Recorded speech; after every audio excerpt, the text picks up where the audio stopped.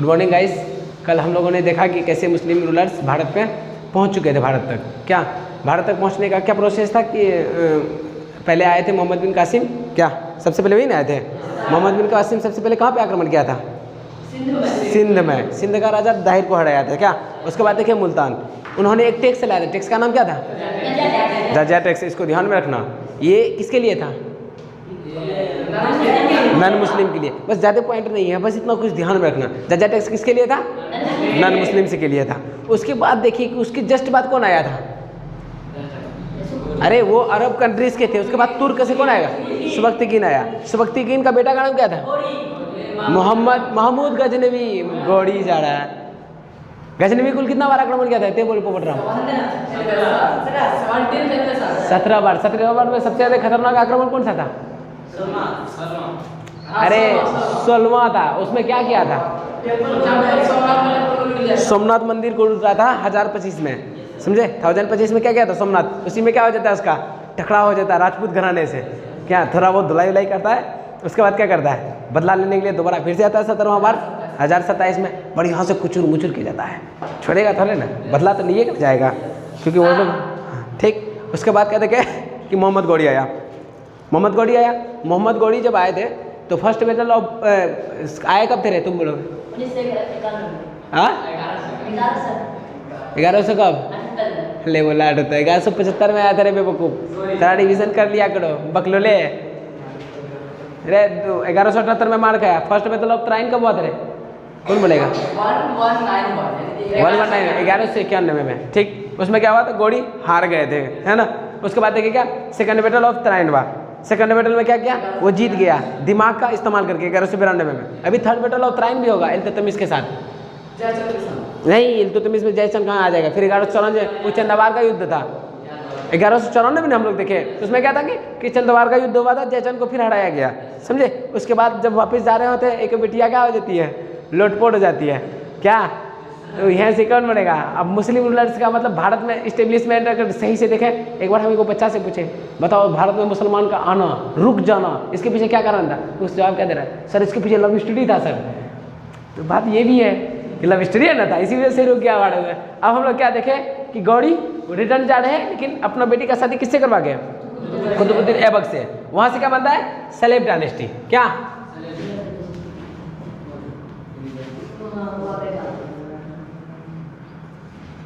इस बात को ध्यान में रखना। सलेब डायनेस्टी ये टोटल कब से कब तक करे? 1206 से 1290 तक। कितना साल किया? 84 साल। क्या इसको ऐसे करते हैं 84 ईयर। इसमें क्या होगा कि तुमको पता चलेगा कि कितना साल कौन सा डायनेस्टी कितना शासन किया, तो दिमाग में रहेगा 84 साल किया। ऐसे तुम्हारे दिमाग में जब ये चीज़ बैठा हुआ रहेगा ना, तो तुमको ये समझने में आसानी होगी कि कौन सबसे ज़्यादा शासन किया। अगर ये सब क्वेश्चन आएगा ना जी, जब हम लोग देखेंगे सबसे कम शासन कौन किया रे? खिलजी किया। ठीक। तो ये सब अगर टाइमिंग सामने रहेगा ना कि कौन कितना साल किया है, तो तुम्हारे दिमाग में ये भी रहेगा कि सर सबसे कम कौन क्या है? दराक से आ जाएगा। सबसे ज़्यादा कौन क्या है? तुगलक वंश। ऐसे दिमाग में आ जाएगा। 84 साल क्या? कब से कब तक? 1206 से 90 तक। क्या इसमें देखते हैं इसका सब देखो देखे क्या कि स्लेब डायनेस्टी का स्थापना कैसे हो गया। कल भी ये चीज़ बता दिए थे, है ना। बताए थे ना कि क्या क्या हुआ, प्रोसेस क्या था इसको बनने का। क्या उसके बाद अब क्या होगा? यहीं से दिल्ली सल्तनत शुरू होती है। तो असल बात पढ़ाना क्या था तुम लोगों को? दिल्ली सल्तनत। लेकिन दिल्ली सल्तनत पढ़ाने के पीछे उसका बैकग्राउंड क्या था मुझे ये बता देते हैं। इससे क्या होगा कि मुसलमानों का आगमन, एडवेंट ऑफ मुस्लिम रूलर्स, ये समझ में आ गया ना क्लियरली। सबसे पहले को कहाँ से आया? अरब कंट्री से। क्या आया? कौन था? मोहम्मद बिन कासिम।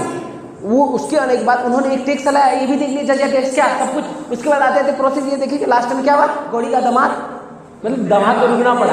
भले ही था क्या स्लेब गुलाम था, लेकिन बेचारा को तोहफा कितना बढ़िया मिला? राजकुमार बन गया। क्या राजा बन गया। इसका जो फाउंडर है वो कौन है?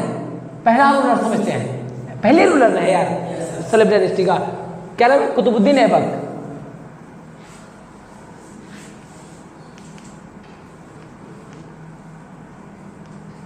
अभी इस बात को समझना, कुतुबुद्दीन ऐबक जाति मतलब इसमें कुछ जाति बड़ा पॉइंट नहीं। ये रियल फाउंडर भी नहीं है।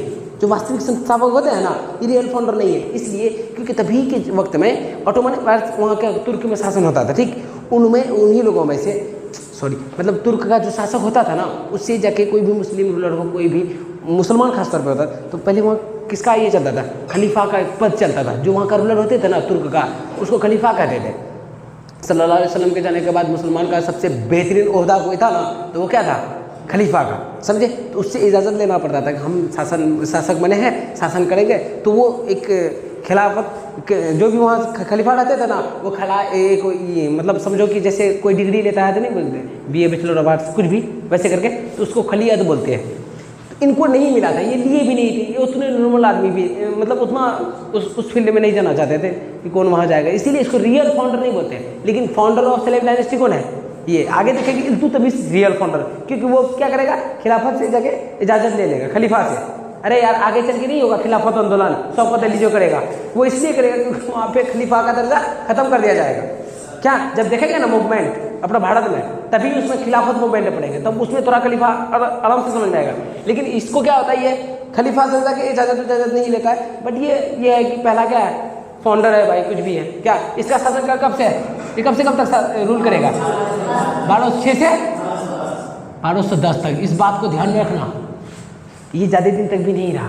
कि पोपट राम नयिका की शादी हो गया ना, था क्या लव अफेयर, ज़्यादा दिन हवा में उड़ेगा, तो हवा में उड़ते उड़ते ऐसे नहीं उड़ेगा, उड़ते बन जाएगा।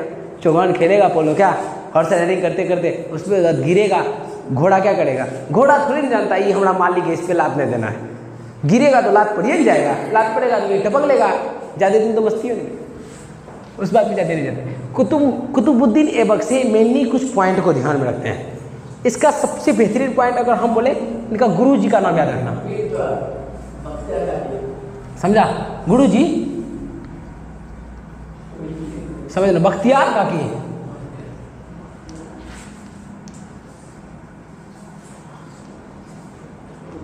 बख्तियार काकी क्या है, गुरु जी है, गुरु जी यानी टीचर। क्या पहले का जो वक्त था, अभी तुम लोग सर लोगों को ज़्यादा भाव नहीं देते क्या, मिस लोग आती है तो कुछ भी बोल देते हो क्या, नहीं अभी ना तुम लोग ऐसा करता है, लेकिन पहले गुरु जी का बहुत आदर सम्मान होता था, अभी भी होता है। मेनली तुम लोग में कुछ बच्चा बदमाश है, सब तो शरीफ है ऐसे, समझा। तो पहले बख्तियार काकी थे ना, तो गुरु जी से बहुत ज़्यादा मोहब्बत करते थे। अब इनको लगा कि लव स्टोरी में तो फेमस हो ही गए क्या, अभी तो अरे नहीं किया होता तो हम लोग पढ़ते नहीं आज क्या, ये भी नहीं पढ़ते कि दिल्ली सल्तनत मुस्लिम रूलर्स, इसे पढ़ना भी नहीं पड़ रहा, इसका अगर लव अफेयर नहीं रहता। लेकिन इससे क्या पढ़ना पड़ रहा हम लोगों को, इसके लव अफेयर की वजह से। अब देखो क्योंकि ये धीरे धीरे सुधर गया, इसका गुरु जी था बख्तियार काकी, ये इनसे बहुत मोहब्बत करते थे, इस बात को ध्यान में रखना। इन्होंने गुरु जी के लिए क्या क्या नहीं किया भाई, देख सबसे पहले क्या किया, कुतुब मीनार किसके लिए बनाया,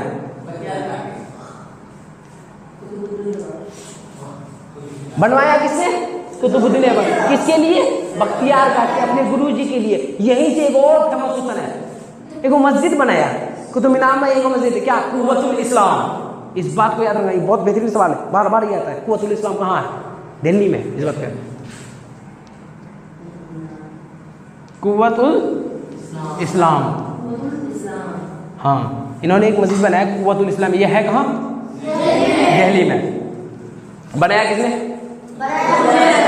किसके लिए, बख्तियार काकी थे क्या, कौन, उनके गुरु जी थे, कुतुब मीनार बनाया। अब इनके लिए यहीं तक नहीं रहेगा, अब इनके लिए तो क्या कर रहा है, 2.5 दिन का झोपड़ा बनाएगा अजमेर शरीफ में, क्योंकि जा रहे अजमेर शरीफ में है ना ख्वाजा मोइनुद्दीन चिश्ती का दरगाह है ना, तो मुसलमान लोग वहाँ पहुँच जाते हैं, तो इनका गुरु जी भी जा रहे हैं। अब इनको लगा गुरु जी जाएंगे कहाँ रहेंगे, लगता है ना हम लोग का पापा कहीं जा रहे होते हैं, हम लोग सोचते हैं कि उनको अच्छा कंफर्ट हो, यही नहीं चाहते हैं। कोई बच्चा बहुत मेहनत करता है, वो इसलिए कि ताकि वो कुछ बने ना, आप कुछ बनिएगा, सबसे ज़्यादा खुशी किसको होता है, माँ बाप को ना।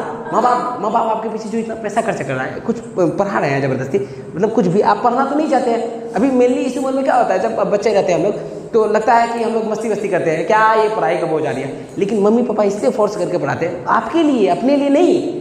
अगर अपने लिए करना चाहते हैं ना, तो वो पैसा तुमको बाहर भेज देता, उसका 2 पैसे से अपनी ज़िंदगी ऐशमौज कर सकते थे।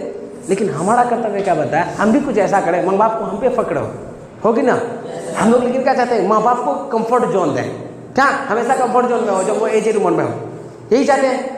तो जिंदगी में एक ही माँ बाप नहीं होता, एक तो उन लोगों ने जिन्होंने हमें जन्म दिया, एक वो माँ बाप है, जो सास ससुर होंगे वो लास्ट वाला माँ बाप होंगे, लेकिन बीच में एक वो माँ बाप जाते हैं, क्रॉस करते हैं, वो होते हैं हमारे गुरु जी।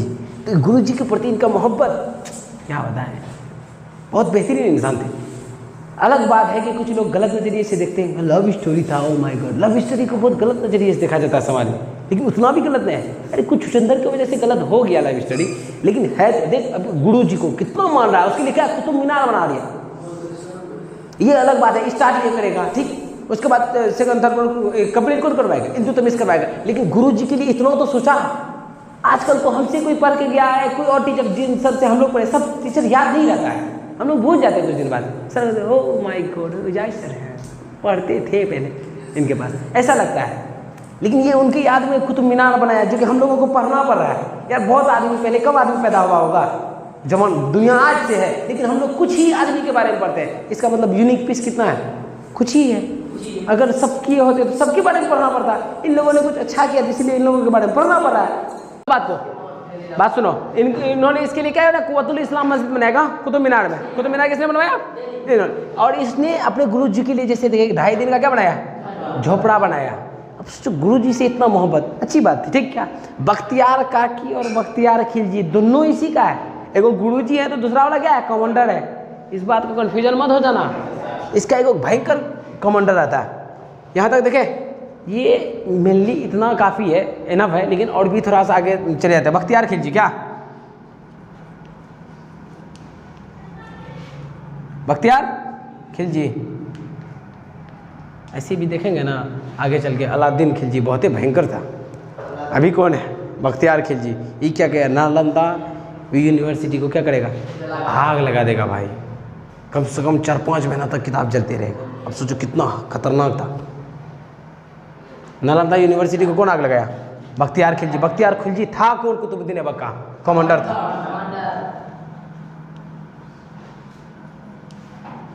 समझे, इन्होंने क्या किया, नालंदा विश्व यूनिवर्सिटी को आग लगा दिया था।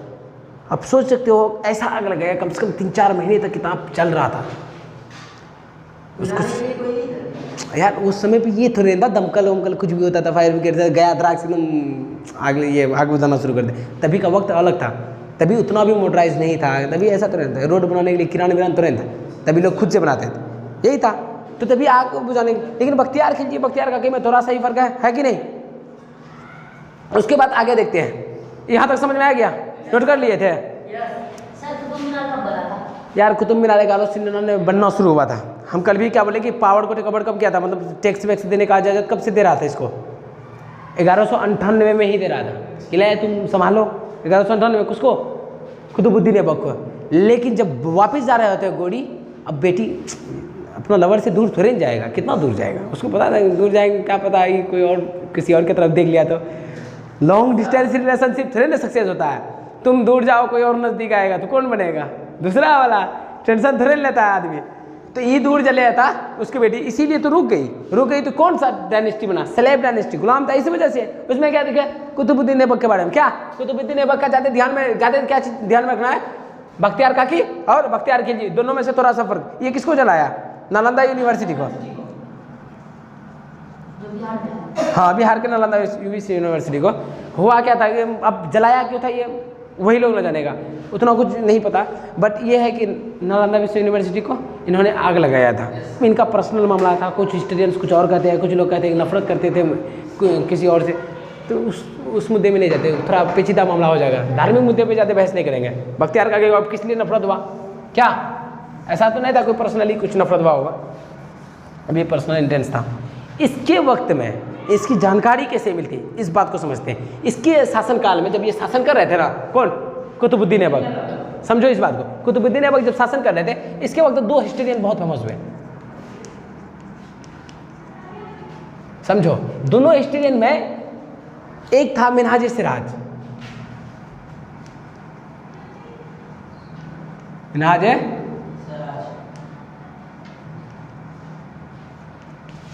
मिनहाज सिराज। दूसरा वाला था हसन निजामी।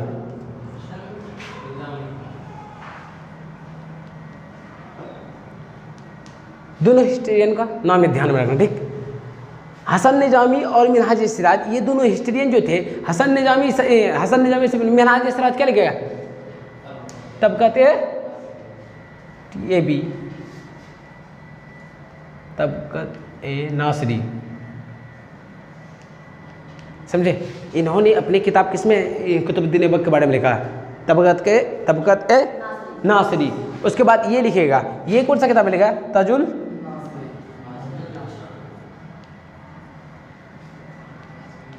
बख्तियार के बारे में इतना कुछ समझ गए, यही काफ़ी है। समझे कि बख्तियार का बोल रहे हैं, कुतुबुद्दीन ऐबक के बारे में समझे। इसमें मेनली क्या ध्यान में रखना था हम लोगों को, कुतुबुद्दीन ऐबक का कैसे कैसे राजा बने, ये तो अगले लेक्चर में भी देखे क्या, आज हम उसको रिपीट भी किए कि ये कैसे कैसे बन गए। उसके बाद देखे क्या कि 1206 से 1210 तक ये शासन किए। इसके वक्त में इसका गुरुजी का ज़्यादा ध्यान में रखना है। इसका गुरुजी का नाम क्या था? बख्तियार काकी, और इसका कमांडर का नाम बख्तियार खिलजी। दोनों में से थोड़ा सा डिफरेंस है, ज़्यादा कंफ्यूज मत होना बख्तियार काकी और बख्तियार खिलजी में। इन्होंने बख्तियार काकी के लिए क्या क्या बनवाया? कुतुब मीनार बनाया, कुतुब मीनार में बहुत फेमस मस्जिद बनाया, कुव्वतुल इस्लाम, क्या हाँ 2.5 दिन का झोपड़ा कहाँ बनाया? अजमेर शरीफ में, अजमेर शरीफ में। समझा? इनका मौत कैसे होता है? अभी मरेगा तब ना दूसरा कोई आएगा। रे मौत का कारण भी देख लेते हैं। डाइड ड्यूरिंग प्लेइंग पोलो।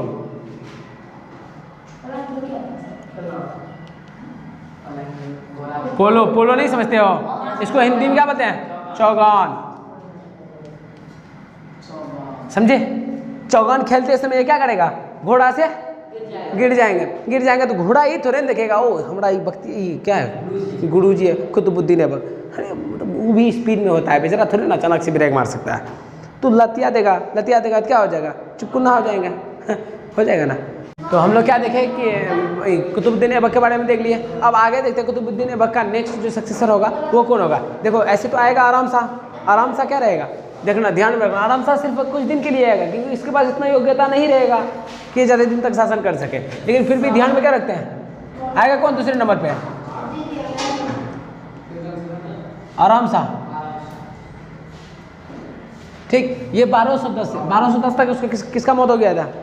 कुतुबुद्दीन ऐबक का। 1210 से ये ज़्यादा से ज़्यादा 11 तक जाएगा। मिलने आपको इतना नहीं मिलेगा, बट ये है कि ये कुछ दिन के लिए बनता है, क्योंकि इल्तुतमिश जो आएगा ना, इल्तुतमिश कुतुबुद्दीन ऐबक का दामाद रहता है, वो कहीं और रहता है, अगल बगल के क्षेत्र में नहीं रहेगा तभी भी। लेकिन एक चीज़ ध्यान में रखिएगा, कुतुबुद्दीन ऐबक अभी तक लाहौर से अपना कैपिटल शिफ्ट दिल्ली नहीं किया है। अभी तक उसका कैपिटल कहाँ था? लाहौर में ही था। लेकिन अब क्या करेगा? अब जो इल्तुतमिश आएगा, थर्ड जो राजा होगा, तीसरा वाला,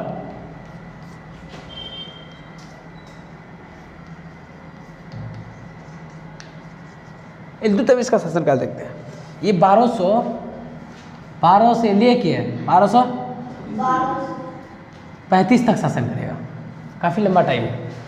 ये दरअसल जिस वक्त उनका मौत होता है कुतुबुद्दीन ऐबक का, उस वक्त ये कहीं और के सूबेदार रहते हैं।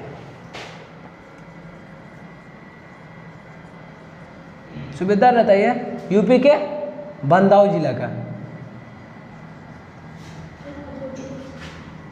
इस बात को ध्यान में रखना। इल्तुतमिश राजा बनने से पहले क्या था? सूबेदार था। किसके अंडर में? कुतुबुद्दीन ऐबक के अंडर में। समझे? उसके बाद ये इससे क्या बन जाएगा? राजा बन जाएगा। लेकिन इसको खलीफा का परमिशन मिल जाएगा शासन करने का, ये बढ़िया तरीके से राजा बनेगा। इसी को क्या कहा जाता है? एक बात ध्यान में रखना, इसको कहा जाता है रियल फाउंडर।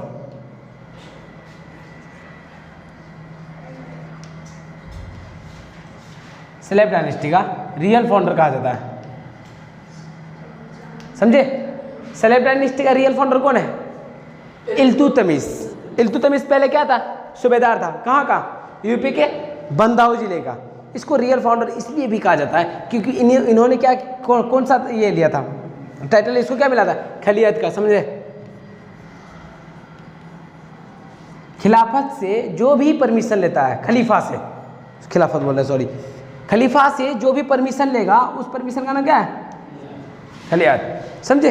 परमिशन किससे ले रहा था? खलीफा से। इसको रियल फाउंडर इसलिए भी कहा जाता है क्योंकि इन्होंने शिफ्ट किया था कैपिटल शिफ्टेड टू दिल्ली। इस बात को ध्यान में रखना। जब भी कुतुबुद्दीन ऐबक जब तक शासन किए, उनका कैपिटल कहाँ था? राजधानी लाहौर तक ही था। लेकिन इन्होंने कैपिटल शिफ्ट करके कहाँ किया? दिल्ली। इसी वजह से तो इसको रियल फाउंडर कहा जाता है। इसके पीछे कारण भी यही है, ये तरीके से चलाएंगे। उन्होंने कुछ खास ज़्यादा नहीं किया। जो भी चीज़ किया किसके लिए किया था? गुरुजी के लिए किया था, है ना? ऐसे तो नहीं किया था अपने कुछ खास। लेकिन इन्होंने क्या किया? आते ही कैपिटल दिल्ली शिफ्ट किया। ये पहले से क्या था? सूबेदार था। कहाँ का? यूपी के बंदाऊ जिला का। इसको क्या मिला? खलीफत का दर्जा मिला। समझे? खलीफत का दर्जा कौन देता था? खलीफा। तुर्की के खलीफा के पास से लेना पड़ता था। अभी हम लोग इल्तुतमिश के बारे में ही पढ़ेंगे। इल्तुतमिश का टॉपिक थोड़ा लंबा चलेगा, क्योंकि इसके पास अभी देखेंगे बहुत सारा काम, कुछ सिक्का चलाएंगे, उसके बाद ये 40 मेंबर्स का एक ऑर्गेनाइजेशन बनाएगा, अपनी बेटी को रानी बना के उसके बाद ही चले जाएंगे। किसके बारे में पढ़े? इल्तुतमिश। हाँ, किसके बारे में पढ़े? इल्तुतमिश। इल्तुतमिश ने क्या किया? दिल्ली तक कैपिटल शिफ्ट कर लिया। ठीक, ये 2 क्वाइन भी चलाएंगे। समझे? क्वाइन को ध्यान में रखना। एक क्वाइन चलाएगा कॉपर का, इस दोनों क्वाइन का नाम याद रखना, क्योंकि दिल्ली सल्तनत में सबसे ज़्यादा चलने वाला क्वाइन इसी का आएगा, इल्तुतमिश का, इसीलिए भी ध्यान में रखना। एक आएगा सिल्वर का, तंबा का जो क्वाइन चलाया।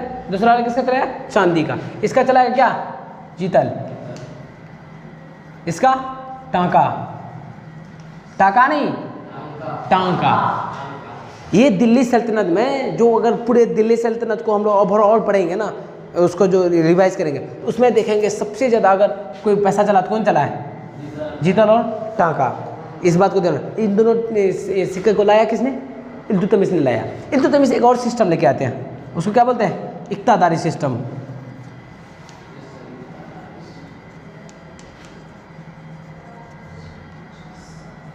अभी देखना, इक्तादारी सिस्टम से ही दूसरा वाला लव स्टोरी भी शुरू होगा। इक्तादारी पे ध्यान देना। इक्तादारी में होता क्या था कि अब जो उसके कमांडर होते थे, सेनापति, जो आर्मीज होते थे, उनको सैलरी के बजाय क्या दिया जाता था? सैलरी के बजाय ज़मीन दिया जाता था। कहता था कुछ दिन तक ज़मीन से तुम मतलब उपजाओ, ज़मीन से उपजाएगा तो जाहिर सी बात फसल होगा। तो ये भी बेहतर लगता था लोगों को। इसमें क्या था? सैलरी के बजाय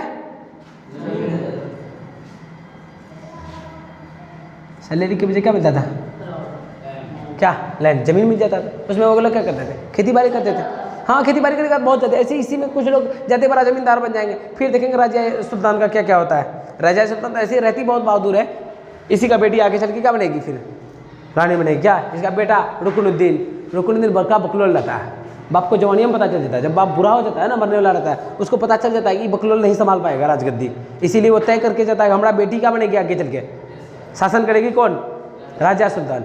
ठीक। देखे क्या, इसमें ज़्यादा मेन पॉइंट नहीं है, क्वाइंस में ध्यान रखना है। कॉपर का क्या चला था? जीतल। और सिल्वर का? टांका। ये 2 चीज़ याद ध्यान रखना। कॉपर का क्या? जीतल। सिल्वर का?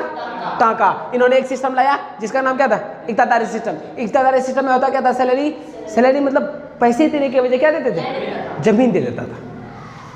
इनका इसमें मिल लिए काफ़ी बड़ा, मतलब यही काफ़ी है इसके लिए भी। लेकिन इन्होंने एक 40 मेंबर्स का संगठन बनाया था, 40 मेंबर्स का।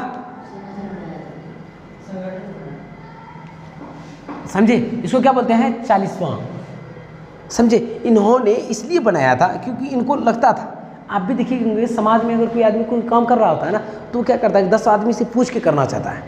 10 आदमी के सलाह मशवरा से ना बहुत अच्छा होता है कोई भी काम। मशवरा सबसे लेना चाहिए। ये अलग बात है कि फैसला अपना करना चाहिए। इनको लगता था जितने बुजुर्ग लोग होते हैं ना, जितने अच्छे अच्छे आदमी होते हैं, उसको 40 मेंबर्स में जगह देते थे, और कोई भी फैसला करने से किससे पूछते थे? इन 40 मेंबर से पूछता था। इनका फैसला के हिसाब से ये अपना फैसला रखते थे। सबको अपना अपना सलाह मशवरा देगा कि नहीं? सलाह मशवरा सबका रहेगा, उसके बाद डिसीजन अपना लेते थे। लेकिन इन्होंने मरने से पहले बहुत कुछ किया। क्वाइन चलाया कि नहीं? ये सिल्वर का क्वाइन चलाया, उसका इक्तादारी सिस्टम लाया। लेकिन इसके वक्त में इसका एक लड़ाई बहुत फेमस है, लड़ाई को ध्यान में रखते हैं। समझे? वो क्या करेगा? अभी तक हम लोग देखेगा कि फर्स्ट बैटल ऑफ तराइन हो चुका है, सेकंड बैटल ऑफ तराइन हो चुका है। देखो इल्तुतमिश में हम लोग क्या देखें? इल्तुतमिश क्वाइन वाइन हर चीज लेके आया, लेकिन इल्तुतमिश का एक लड़ाई ध्यान में रखना, क्योंकि फर्स्ट वाला तराइन का युद्ध किससे देखे? तराइन का फर्स्ट वार कब हुआ था रे? फर्स्ट बैटल ऑफ तराइन 1191 में। समझे? सेकेंड वाला 1192 1192 में। किसके किसके बीच में? गौड़ी और पृथ्वीराज चौहान। इसमें गौड़ी हारेगा, इसमें गौड़ी जीतेगा। लेकिन थर्ड वार ऑफ तराइन भी होगा। अभी देखना, तराइन का थर्ड बैटल ऑफ तराइन। अभी देखना, पहले जब कुतुबुद्दीन ऐबक गौड़ी का सेनापति था ना, उसके साथ में 2 और आदमी था, काबूजा और याल्दोज, समझे। अगर उनको इसलिए राजा बना दिया गया क्योंकि वो क्या बन गए थे, कमांडर से सेनापति से वो उनका दामाद भी बन गया था, दामाद बन गया तो इसीलिए उसको मिल गया। लेकिन ये जो याल्दोज था ये बड़ा हरामी इंसान था। काबूजा क्या सोचते थे, चलो जो चल रहा है चल रहा है, काबूजा भी क्या है, सेनापति किसका, गौड़ी का ही। इन्होंने देखा कि चलो अब कुतुबुद्दीन ऐबक मर गया था, हमको शासक बनना चाहिए, लेकिन इल्तुतमिश बन गया, उसका दामाद है इल्तुतमिश, ध्यान में रखना, इल्तुतमिश बन गया। थर्ड बैटल ऑफ तराइन किसके बीच होगा, इल्तुतमिश और याल्दोज के बीच, समझे। ये वाला चिन्ह क्यों दिए आज भी, जीता कौन, इल्तुतमिश। कल ही बोले थे जो जीतेगा he is greater than him, okay. तो इसका मतलब जीता कौन, इल्तुतमिश। इल्तुतमिश पहले से तैयार रहता है, इनको पता रहता है कि हम तो जैसे राजा बनेंगे ना तो हमसे हमारा लड़ाई किससे होने वाला है, याल्दोज से होने वाला है, क्योंकि रहते रहते समझ गया ना कि कौन आदमी हरामी है कौन कैसा है।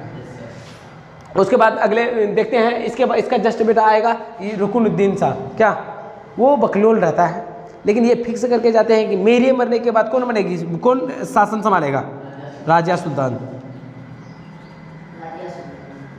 ठीक, आज के लेक्चर में इतना ही रहने देते हैं, फिर अगला लेक्चर में हम लोग राजा सुल्तान के बारे में देखेंगे, उसके बाद आगे भी देखेंगे, राजा सुल्तान का लव स्टोरी भी देखेंगे, उसमें भी love story. Okay, thank you.